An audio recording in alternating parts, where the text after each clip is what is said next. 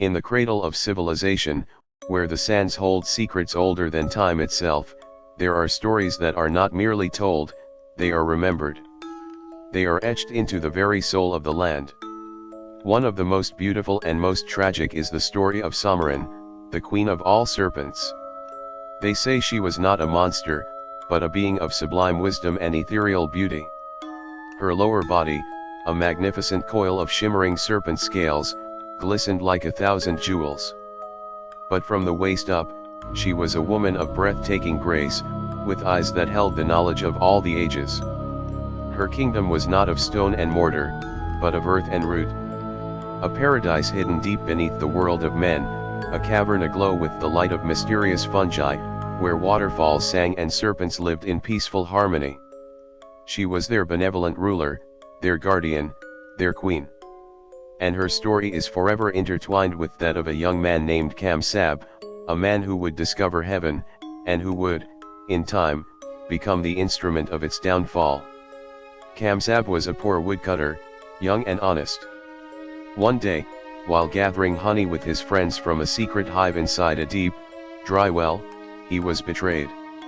His companions, greedy for the entire bounty, pulled up the honey and left him trapped in the darkness below, believing him lost. But Camsab did not find death at the bottom of that well. He found a hidden passage.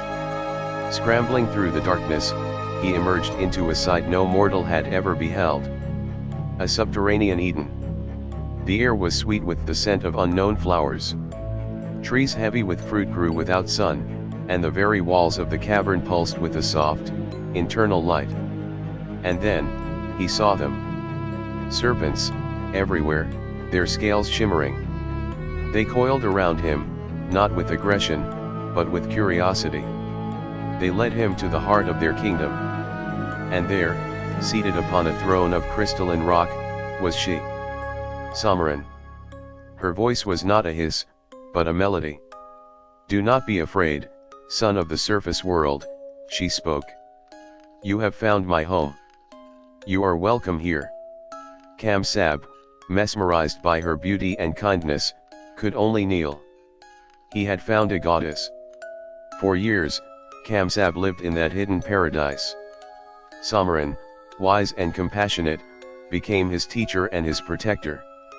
She shared with him the ancient secrets of the earth, the language of the creatures, the properties of every root and herb, the mysteries of medicine and magic. He was her guest, her student, and eventually, her friend. He grew from a boy into a man under her guidance, his soul nourished by her wisdom. But a deep loneliness for his own world, for the sun on his face and the memory of his family, began to grow in his heart. He missed his home. Seeing his sorrow, Shahmaran's heart ached. She loved him too much to keep him prisoner in her paradise. "You may return to your world, Camsab," she said, her voice heavy with the sorrow he did not yet understand. "But you must swear to me one thing. You must never, ever tell a soul of my existence. You must never reveal the location of this place. For if you do, you will bring about a great tragedy." Camsab, with tears in his eyes, swore a sacred oath. He would protect her secret with his life. With a heavy heart, she guided him back to the world of men, her magnificent form disappearing into the earth for what she believed would be the last time. Camsab returned to his village, a changed man. His knowledge of healing soon made him famous. He could cure any ailment, earning the name Camsab the Healer. But his fame was a beacon that shone in the wrong places. In the royal palace, the Sultan's most trusted vizier was dying of a terrible, incurable illness. The court physicians were powerless. In desperation, a decree was sent across the land: he who can cure the vizier will be rewarded beyond his dreams. He who fails will lose his head. Camsab was brought to the palace in chains. He examined the vizier and knew instantly this was a sickness only one being in the world could cure. The secret knowledge of Shahmaran. Terrified for his life, he remained silent, honoring his oath. But the Sultan's men were cruel.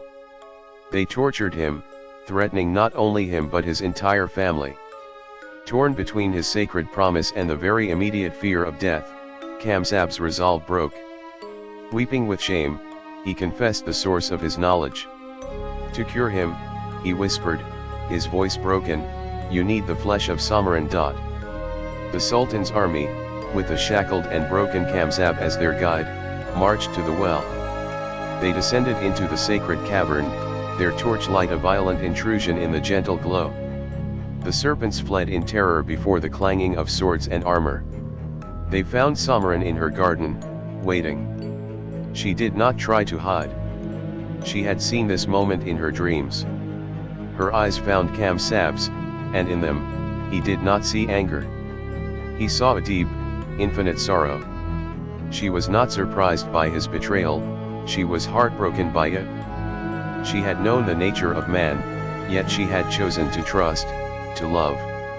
"The price of your healing," she said, her voice steady though it echoed with grief, "will be my life. But know this, Camsab. If my flesh truly holds the secret of immortality, then it is not a gift for a tyrant. It is a curse." She offered no resistance. As the Sultan's men approached, she spoke her final secret to Camsab alone. "The one who bathes in my water will possess wisdom. But the one who eats my flesh will die." They took her life there, in her paradise, staining the beautiful crystals with her blood. They prepared a great bath of her water and a feast of her flesh. The dying vizier was brought forth. First, he bathed in the water. Miraculously, his illness vanished, his strength returned. But consumed by greed and a desire for ultimate power, he then ate the flesh of the Shahmaran. Within moments, he was dead, poisoned by his own gluttony. The Sultan, enraged but also in awe of Camsab's knowledge, spared his life. Having bathed only in the water, Camsab possessed the wisdom of Shahmaran without the curse of her flesh. He was appointed the new vizier. And so, Camsab lived a long life, the wisest vizier the land had ever known. He ruled with compassion and justice, guided by the spirit of the queen he had betrayed. But they say his eyes always carried a profound sadness, a weight of a paradise lost and a friendship broken. For true wisdom is not knowing all the answers. It is understanding the weight of the choices we make, and living forever with their beautiful, and tragic, consequences. The story of Shahmaran was never meant to be a secret. It was meant to be a warning. A tale of how easily beauty can be corrupted by fear, and how trust, once broken, can never truly be mended.